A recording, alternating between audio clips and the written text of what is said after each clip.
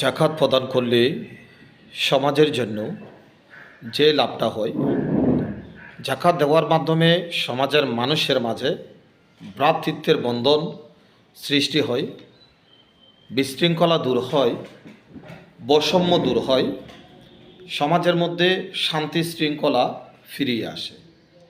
আল্লাহ পাক রব্বুল আলামিন পবিত্র কালামুল্লাহ শরীফে সূরা আল হাশরের ৭ নম্বর আয়াত ইরশাদ করেছেন, বিসমিল্লাহির রহমানির রহিম, খাইলা ইয়াকুনা দুলাতাম বাইনাল আগনিয়াই মিনকুম, অর্থাৎ যাতে সম্পদ শুধু তোমাদের অর্থশীলদের মধ্যেই আবর্তিত না হয়।